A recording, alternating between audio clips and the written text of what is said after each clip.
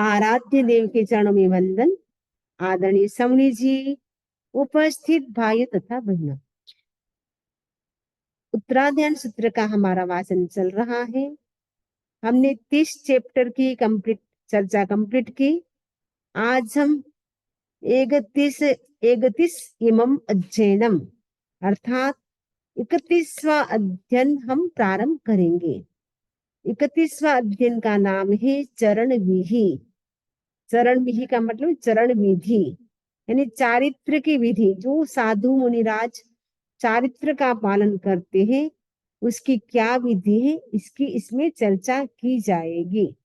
सबसे पहले हम श्लोक का उच्चारण करते हैं। शरण विहिम पवक्खामि जीवस्य सुहावहम जम चरिता बहु जीवा तिन्ना संसार सागरम। चरण विहिम पवक्खामि, चरण विहिम यानी चारित्र विधि को, पवक्खामि यानी कहूंगा। वो कैसी है चारित्र विधि? जीवस्य सुहावहम, जीव के लिए सुखकारी है। जम चरिता, जम माने जिसका, चरित्वा यानी आचरण करके, बहु यानी बहुत सारे, जीवा यानी जीव, संसार सागरम तिन्ना, संसार समुद्र को तिन्ना में तर गए। संसार समुद्र को कैसे तैरे?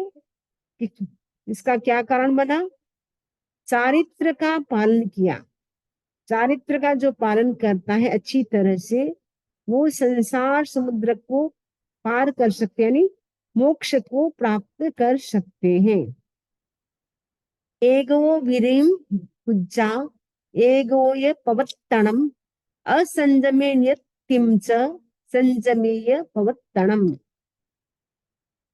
एगो विरिम कुज्जा, एक से विरक्ति, कुज्जा मिस करे, एक से पवत्तम ने प्रवृत्ति करे। एक में तो एक चीज है उससे तो वो विरक्ति करे, एक में प्रवृत्ति करे।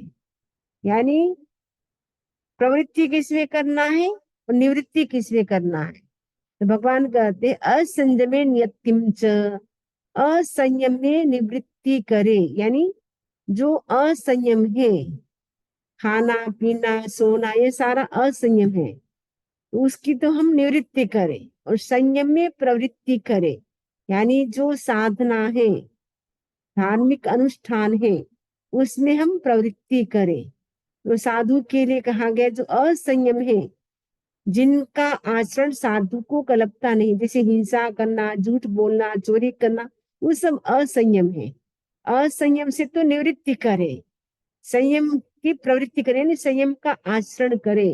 यानी संयम का आचरण का मतलब है अहिंसा का अच्छी तरह से पालन करे, सत्य भाषा बोले, किसी की बिना पूछे वस्तु न ले, ब्रह्मचर्य का पालन करे, परिग्रह पे आसक्ति न रखे यानी अपरिग्रही बने।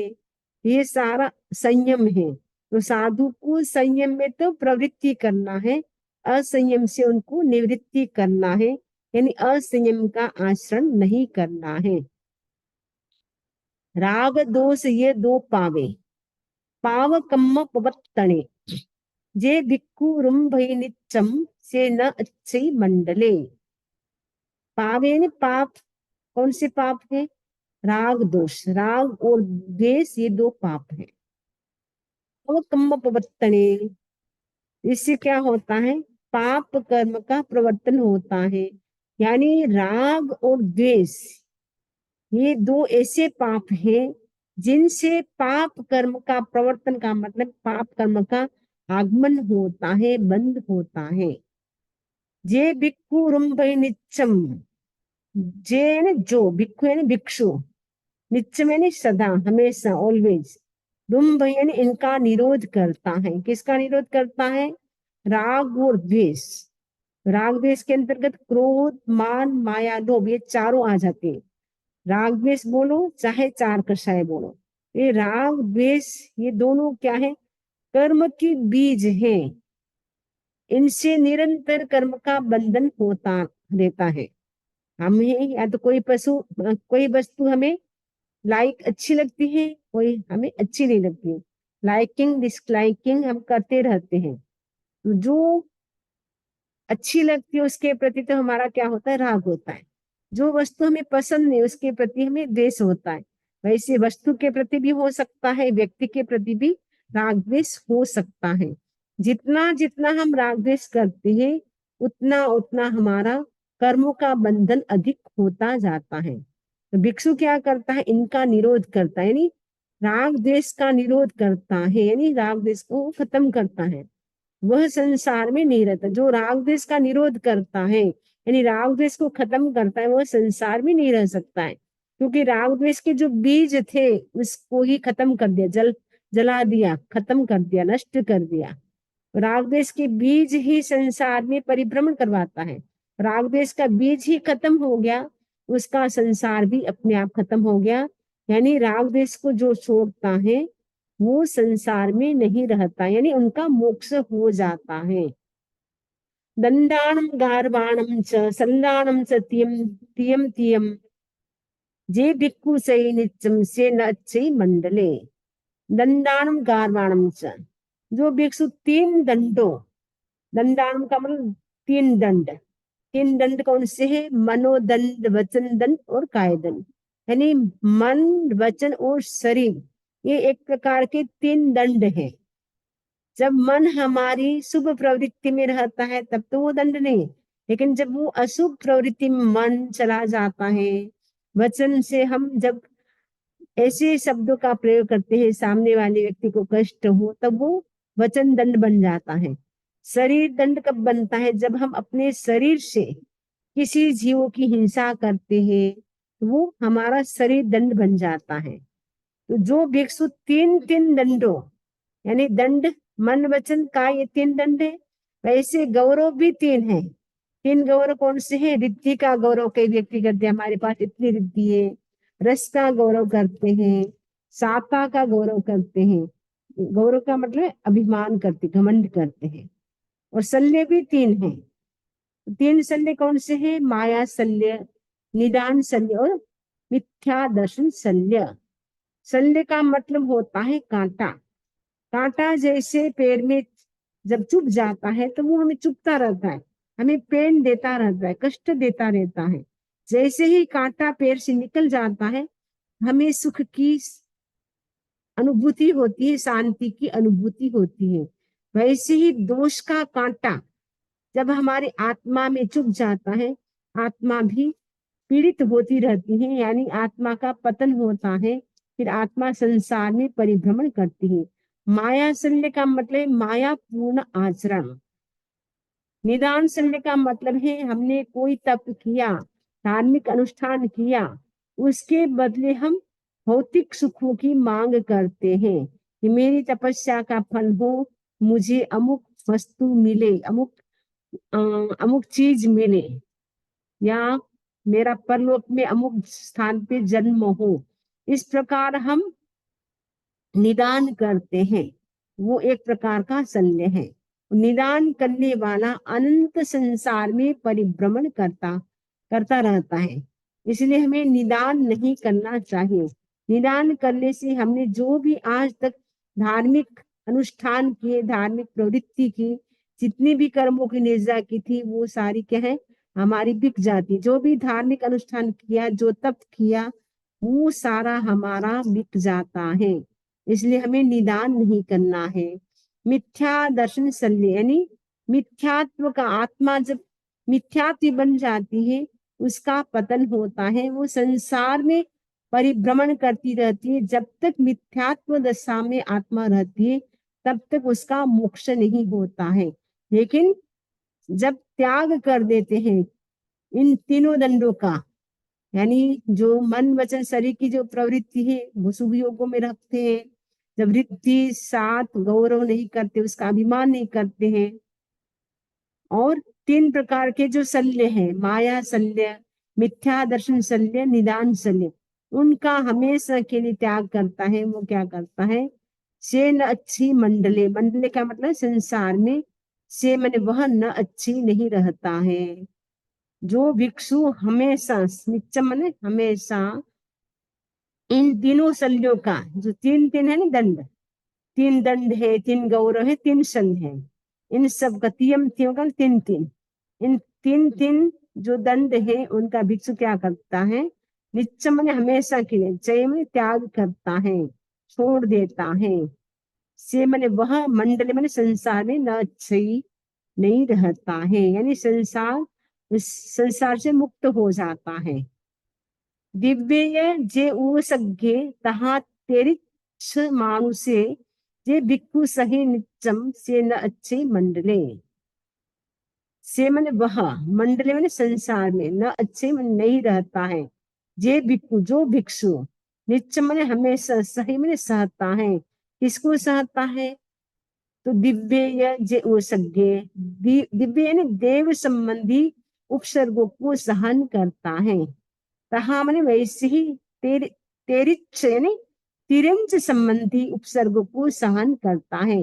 मानुष्य का मतलब मनुष्य संबंधी उपसर्ग को सहन करता है। जे भिक्षु जो भिक्षु इन उपसर्गों को सहन करता है। नित्य मन हमेशा, सहति मन सहन करता है। से मन वह भिक्षु मंडल में, संसार में न अच्छे नहीं रहता है, क्योंकि देव मनुष्य तीन संबंधी उपसर्ग आते रहते हैं। भगवान महर्षि स्वामी को तीनों प्रकार के उपसर्ग आए थे, उन सबको उन्होंने सहन किया, इसलिए उनका मोक्ष हो गया। नहीं तो हम लोग क्या करते, टिट फॉर टेट, जैसे को तैसा। हमारे साथ किसी ने गलत बिहेवियर किया तो हम क्या करते हैं, उनको भी वैसा ही मतलब हम अपनी ओर से करने की कोशिश करते हैं कि हमारे साथ आपने वैसा कैसे किया, हम भी आपके साथ वैसा ही बिहेवियर करेंगे, व्यवहार करेंगे। लेकिन भगवान महावीर स्वामी ने कभी भी प्रतिकार नहीं किया, उपसर्ग जो भी आए उनका वेलकम किया।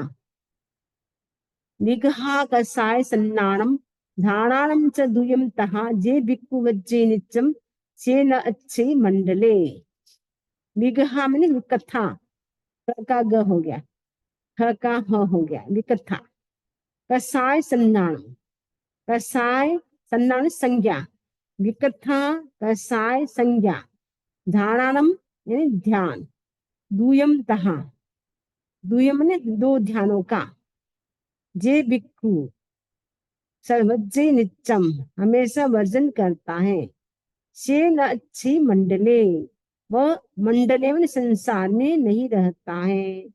कौन नहीं रहता है, विकथाओं का वर्जन करता है। विकथा, कथा का मतलब होता है चर्चा, विकथा का मतलब होता है जो हमें नहीं करनी चाहिए वैसी हम चर्चा करते हैं, वो होती है विकथा।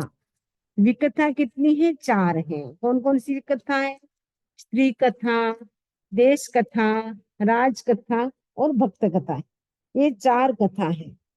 तो स्त्री कथा का मतलब होता है स्त्री संबंधी कथा करना, यानी अमुक की स्त्री इतनी अच्छी है, अमुक लड़की इतनी अच्छी है, यानी स्त्री के संबंध में हम जो चर्चा करते रहते हैं वो स्त्री कथा है। भक्त कथा यानी भोजन संबंधी बात करना, भोजन संबंधी जो भी हम चर्चा करते हैं वो हो गया भक्त कथा। देश कथा यानी देश संबंधी कथा करना, देश में क्या क्या चल रहा है वो देश कथा होगी। राजकथा यानी राज्य संबंधी कथा करना, यानी राजनीति में क्या क्या चल रहा है उसकी हम चर्चा करते रहे तो वो राजकथा होगी। तो साधु को स्त्री कथा, देश कथा, भक्त कथा, राजकथा चारों ही नहीं करनी होती है। जब श्रावक भी सामायिक करता है तो इन चारों कथाओं का वर्जन करना होता है, यानी ये इन चारों कथाओं की चर्चा सामायिक में नहीं करनी होती है। अगर करते हैं तो सामायिक में भी दोष लगता है। दूसरा है कसाय, कसाय का भी त्याग करता है, वो संसार में नहीं रहता है। चार कसाय है, क्रोध, मान, माया, लोभ। जब तक कसाय है तब तक संसार है, जब कसाय खत्म होगा तब मोक्ष होगा। इसलिए कहा गया कसाय मुक्ति किल मुक्ति रेव। जब कसाय से हमारी मुक्ति होगी तब हमारा संसार से तब हमारी मुक्ति होगी, नहीं हमारा मोक्ष होगा। कसायों को खत्म करना है, जो कसायों को छोड़ता है, उसका त्याग करता है, वो संसार में नहीं रहता है। तीसरा है संज्ञा, संज्ञा का मतलब होता है आसक्ति, मूर्छा। ऐसे तो संज्ञा 10 प्रकार की भी होती है, लेकिन मुख्य रूप से 4 प्रकार की संज्ञा होती है। आहार संज्ञा, भय संज्ञा, मैथुन संज्ञा, परिग्रह संज्ञा। ये 4 प्रकार की संज्ञा लगभग सभी में होती है। तो आहार संबंधी जो आहार करने की इच्छा होती है, भय, लगभग प्राणी में भय भी रहता है, और मैथुन सेवन की भी इच्छा होती है। तो परिग्रह बढ़ाने की जो इच्छा होती है वो होती है संज्ञा। तो संज्ञा 4 प्रकार की होती है। वो इन चारों प्रकार की संज्ञाओं का जो त्याग करता है वो संसार में नहीं रहता है। ध्यान भी 4 है, आर्त ध्यान, रौद्र ध्यान, धर्म ध्यान, शुक्ल ध्यान। इनमें से जो 2 ध्यानों का त्याग करता, आर्त ध्यान का और रौद्र ध्यान का त्याग करता है, वो संसार में नहीं रहता है। तो इसमें बताया है कि कौन कौन संसार में नहीं रहता है। जो विकथा नहीं करता है, कसाय नहीं करता है, संज्ञा का मतलब जो 4 प्रकार की संज्ञा मैंने बताई, तो वो 4 संज्ञाओं में आसक्ति नहीं रखता है, मूर्छा नहीं रखता है, उनका त्याग करता है, वो संसार में नहीं रहता। जो आर्त ध्यान, रौद्र ध्यान नहीं करता है, वो संसार में नहीं रहता है। नेक्स्ट है वयसु इंद्रियर्थेषु समीसु क्रियासु ते भिक्खु जय नित्यम से न अच्छे मंडले। वयसु इंद्रियर्थेषु, वयसु का मतलब व्रतों, व्रतों में। इंद्रियर्थेषु का मतलब है इंद्रिय, जो इंद्रियों का विषय है, इंद्रियों के विषयों में। समीसु, समीसु का मतलब समितियों के पालन में। क्रियासु माने क्रियाओं के। जे भिक्खु जय नित्यम, जो भिक्षु हमेशा, नित्य मन हमेशा, जय का मतलब यत्न, यत्न करता है यानी प्रयत्न करता है, वो संसार में नहीं रहता है। जो भिक्षु व्रतों और समितियों के पालन में, इंद्रिय विषयों और क्रियाओं के परिहार में सदा, नित्यम का मतलब सदा, ऑलवेज, जय का मतलब यत्न करता है, से न अच्छे मंडले, वह संसार में नहीं रहता है। तो जो 5 समिति है, 5 महाव्रत है, तो उनके पालन में सावधान रहता है। वैसे ही श्रावक के 12 व्रत है, 12 व्रतों के पालन में जो श्रावक सावधान रहता है, 12 व्रतों का अच्छी तरह से श्रावक पालन करता है, वो भी संसार में नहीं रहता है। यानी ये हमने देखा उपासक दशा सूत्र में कि आनंद श्रावक जिन्होंने 12 व्रतों का पालन किया बहुत अच्छी तरह से, जिसके कारण एक भव के बाद वो मोक्ष जाएंगे। अभी देवलोक में है, नेक्स्ट महावीर क्षेत्र में जन्म होगा, वहां से वो मोक्ष जाएंगे। 10 श्रावकों का जो उपासक दशा में वर्णन है, वो इसके लिए है कि वो सबके सब श्रावक स्पेशल है, विशिष्ट है। विशिष्ट इसीलिए क्योंकि सबके सब श्रावक यानी 10 के 10 श्रावक एक भव के बाद मोक्ष जाने वाले हैं। 12 व्रतों का पालन करके, दीक्षा नहीं ली, महाव्रत नहीं लिए, 12 व्रतों का पालन करने से भी वो एक भव के बाद मोक्ष जाने वाले हैं। वैसे ही साधु जो होते हैं वो 5 महाव्रतों का, 5 समितियों का, 3 गुप्तियों का जो पालन करता है, और जो इंद्रियों के जो विषय है, 23 प्रकार के जो इंद्रियों के विषय है, उनका वो त्याग करता है। जो क्रियाएं हैं, उन जो 12 मतलब 13 प्रकार की क्रिया भी है, 5 प्रकार की भी क्रिया है, उन क्रियाओं में हमेशा यत्न करता है यानी सावधान रहता है। क्रिया का मतलब चेष्टा, ऐसी क्रिया नहीं करना जिससे कर्म का बंधन हो। तो हिंसा की प्रवृत्ति करता है या परिग्रह बढ़ाता है, तो इस प्रकार की जो क्रियाएं होती है उनसे व्यक्ति संसार में भटकता है, लेकिन उन क्रियाओं का वो परिहार यानी त्याग करता है, वो संसार में नहीं रहता है। लेसासु ससु कायेषु शक्य आहार कारणे जे भिक्खु जय नित्यम से नच्चे मंडले। लेसासु यानी 6 लेस्याएं, 6 लेस्याएं, प्रथम 3 तो अशुभ है, अंतिम 3 शुभ है। अशुभ लेस्याओं का त्याग करता है, शुभ लेस्या में रहता है। तेजस लेस्या, पद्म लेस्या, शुक्ल लेस्या। तो तेजस लेस्या में जो जीव रहता है वो मर करके मनुष्य बन सकता है, पद्म लेस्या वाला मर करके देव बन सकता है, शुक्ल लेस्या वाला मोक्ष अथवा देव। शुक्ल लेस्या में जो रहता है जीव, उनका या तो देवगति में जन्म होगा या वो हमेशा हमेशा के लिए कर्मों से मुक्त होकर के मोक्ष जा सकता है। तो हम कौन सी निशा में रहते हैं वो हमें चेक करना है। छसु कायेषु, छसु यानी छ, कायेषु यानी काया, छ काय यानी पृथ्वी काय, अप काय, तेजस काय, वायु काय, वनस्पति काय, त्रस काय। छ काय, छ काय है उनकी जो रक्षा करता है। छक्के आहार कारणे, छह कारणों में सदा यत्न करता है, वह संसार में नहीं रहता है। जे भिक्षु जय नित्यम सेन अच्छे मंडले, जो भिक्षु इसमें यत्न करता है वो संसार में नहीं रहता है। मैंने आहार बताया है कि साधु को कब आहार करना चाहिए, कब आहार नहीं करना चाहिए। तो 6 कारणों से आहार का निषेध किया गया है, 6 कारणों से आहार कर सकता है। तो वो उन सब में वो सावधान रहता है, वो संसार में नहीं रहता है। पिंडो गह परिमासु भयठाणेषु सत्तसु, जे भिक्षु जय नित्यम से नच्चे मंडले, जो भिक्षु आहार ग्रहण की 7 प्रतिमाओं में और 7 भय स्थानों में सदा यत्न करता है, वह संसार में नहीं रहता है। तो 7 मतलब जो आहार ग्रहण करता है वो भी 7 प्रकार का होता है। जो भिक्षु आहार ग्रहण की 7 प्रतिमाओं में और 7 भय स्थानों में सदा यत्न करता है, वह संसार में नहीं रहता है। तो जिसकी चर्चा हमने 30वें चैप्टर में की थी, वो आहार की गवेषणा कैसे करता है। जैसे पेटा, अर्ध पेटा, बहुत सारी थी इसमें चीजें। वो चारों दिशाओं में घूमता है, फिर सामने जो घर आते हैं उनके घरों से भिक्षा लेता है, कभी 2 दिशाओं से घूमता है, एक गांव से दूसरे गांव जाते हैं, जो घर सामने होते हैं उनके घर से भिक्षा लेते। इस प्रकार 7 चीजें थी, तो उनकी जो गवेषणा करता है। और 7 भय स्थान, 7 प्रकार के भय स्थान बताए हैं। ठाणक सूत्र में 7 प्रकार के भय बताए गए हैं। 7 प्रकार के भय कौन से हैं?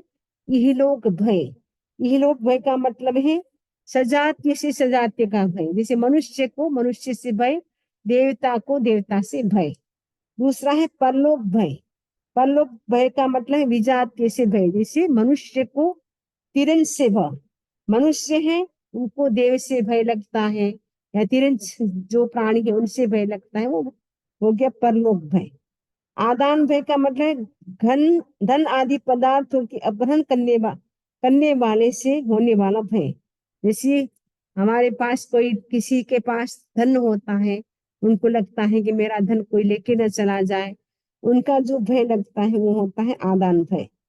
अकस्मात भय, अकस्मात का मतलब किसी बाह्य निमित्त के बिना ही उत्पन्न होने वाला भय, अपने ही विकल्पों से होने वाला भय। कोई बाह्य निमित्त से कभी कभी होता है, कभी कभी अपने ही ऐसी कल्पनाएं करते रहते हैं जिससे व्यक्ति को भय लगता है। बस कई व्यक्ति ऐसे होते, सो गए तो उनको लगता है अरे कहीं छत मेरे पे गिर न जाए, बिना मतलब का जो काल्पनिक भय होता है, वो व्यक्ति उससे भी वो डरता रहता है। अकस्मात भय, वेदना भय यानी पीड़ा आदि से उत्पन्न भय। कभी कभी बहुत पीड़ा हो जाती है शरीर, यानी पेन हो जाता है, पेनफुल सिचुएशन बन जाती है, तो उसको भय लगता है। या कभी अभी तक पेनफुल सिचुएशन नहीं, लेकिन कहीं मुझे भी, अमुक व्यक्ति को ऐसा हो, मुझे भी कहीं ना हो जाए, उससे भी वो डरता रहता है। तो वेदना भय होगा। मरण भय यानी मृत्यु का भय, अरे किसी की मृत्यु देख करके लगता है अरे मुझे भी इस प्रकार मरना पड़ेगा, मृत्यु से वो डरता रहता है। अश्लोक भय का मतलब अकीर्ति का भय, अपयश का भय, मेरा कहीं अपयश न हो जाए, मेरी पूजा प्रतिष्ठा हमेशा बनी रहे। इस प्रकार व्यक्ति को 7 प्रकार के भय होते, उससे वो डरता रहता है। तो जो साधु होता है उन 7 प्रकार के भय स्थानों से वो हमेशा सावधान रहता है। ऐसा साधु होता है वो संसार में परिभ्रमण नहीं करता है। मैं सु बम्ब गुत्तीसु भिक्खु धम्मम में 10 विहे, जे भिक्खु जय नित्यम से न अच्छे मंडले। मदेश यानी मद, 8 प्रकार के मद होते हैं। बम्ब गुत्तीसु, ब्रह्मचर्य की 9 गुत्तियां होती हैं। भिक्षु धम्मम में 10 विहे, और 10 प्रकार के भिक्षु धर्म होते हैं, शांति मुक्ति आदि 10 प्रकार के जो धर्म होते हैं। और 9 प्रकार की ब्रह्मचर्य की 9 बार, जो हमने 16वां चैप्टर पढ़ा था उसमें 9 बार थी। तो 9 गुप्ती होती है, 9 गुप्तियों से गुप्त होता है साधु। 8 प्रकार के जो मद है उनसे रहित होता है, यानी जाति, कुल, रूप, तप, सुत, लाभ, ऐश्वर्य, ये 8 प्रकार के मद नहीं करता है। जो 10 प्रकार का जो साधु का धर्म है, भिक्षु का धर्म है, उसमें वो हमेशा सावधान रहता है। ऐसा भिक्षु मंडल यानी संसार में न अच्छी नहीं रहता है।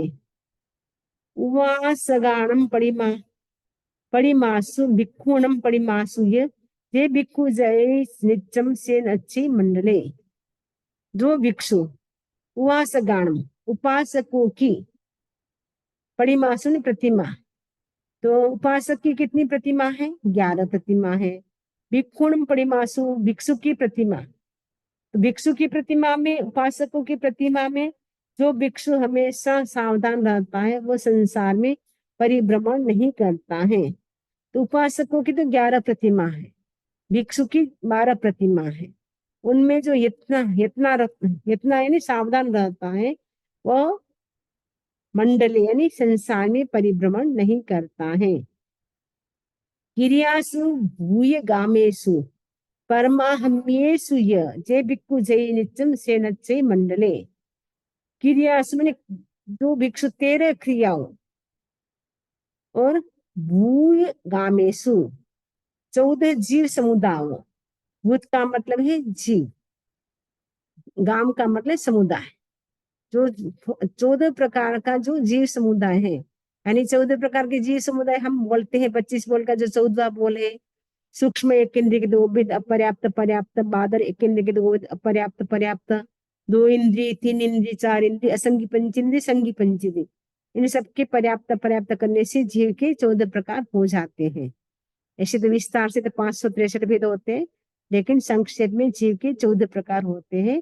इसमें 14 जीव समुदाय। और परमाहम्येषु, परमाहम यानी परम अधार्मिक, परम अधार्मिक कौन होते हैं? वो देव होते हैं परमाधार्मिक। जो परमाधार्मिक देव है वो परम अधार्मिक होते हैं, इसलिए इनका नाम भी परमाधार्मिक हो गया। इसका हम संधि विच्छेद करते हैं तो परम प्लस अधार्मिक, यानी एक्सट्रीम लेवल पे अधार्मिक होते हैं, इसलिए इनका नाम हो गया परमाधार्मिक।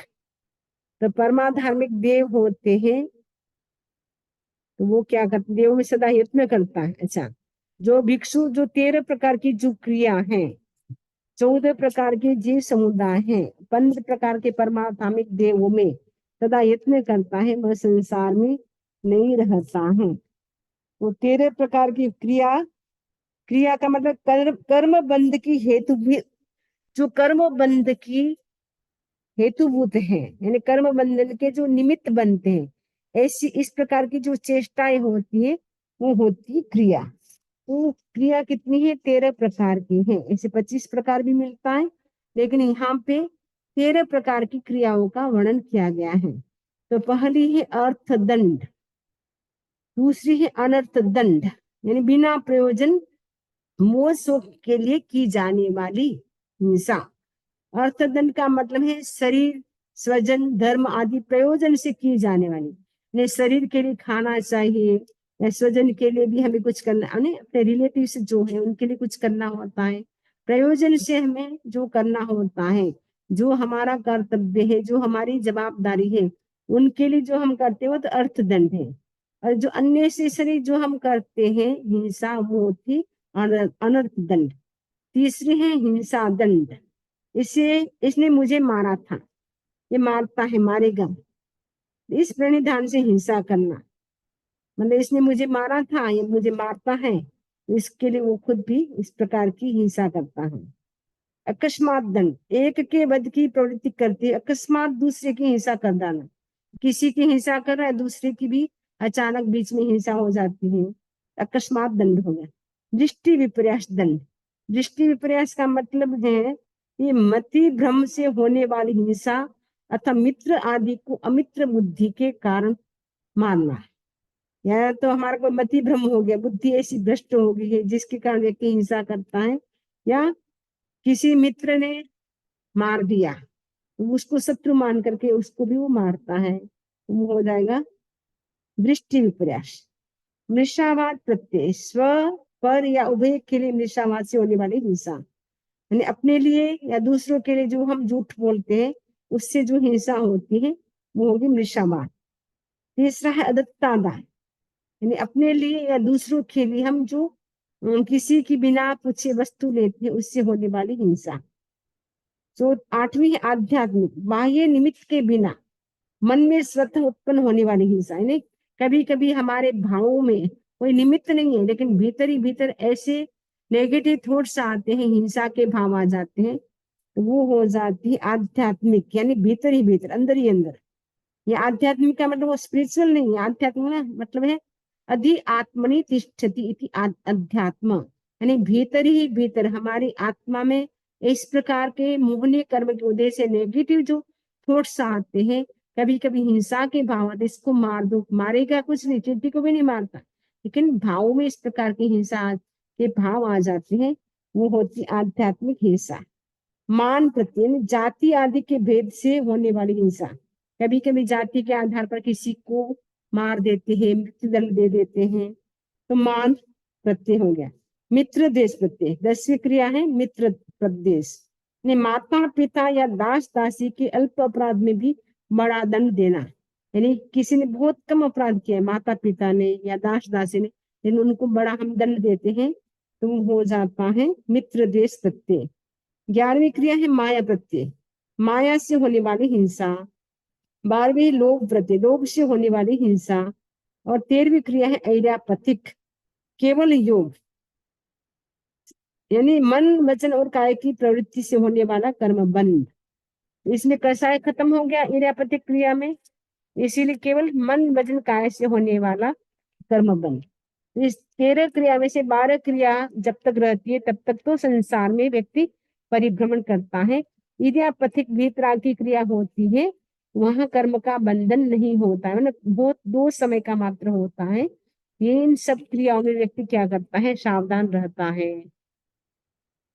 और 14 जीव समुदाय और 15 प्रकार के जो आध्यात्मिक देव हैं उन सब के प्रति यत्नवान रहता है, वह संसार में परिभ्रमण नहीं करता है। तो 12 श्लोक हमारे कंप्लीट हो गए हैं, 21 श्लोक है इसके। अब इससे संबंधित अभी टाइम है, ऐसे करना तो कर सकते थोड़ा। हाँ, तो एक श्लोक और कर लेते हैं। गाहा सोल सहिम तहा असंजमीय, जे भिक्खु जय नित्यम से न अच्छे मंडले।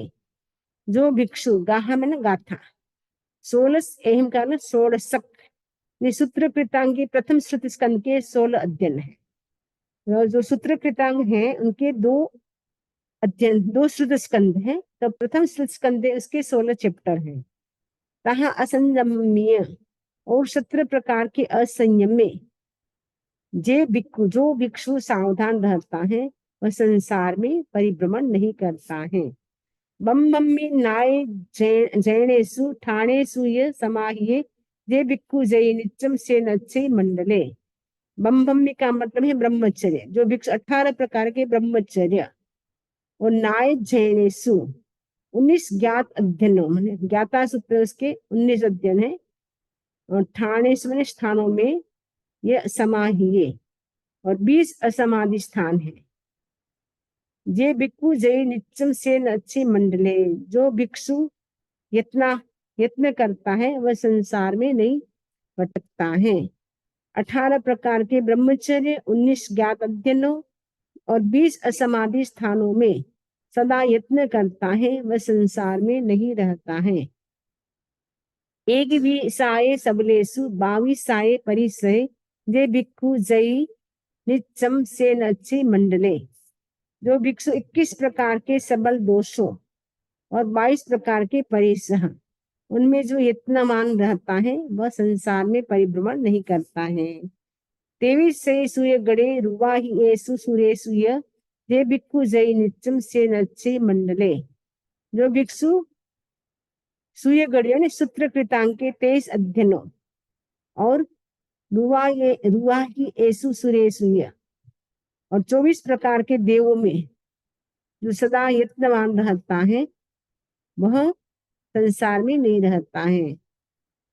22 भावनाहिम उद्देश्येषु दशा इणम, जे भिक्खु जय नित्यम सेन अच्छी मंडले।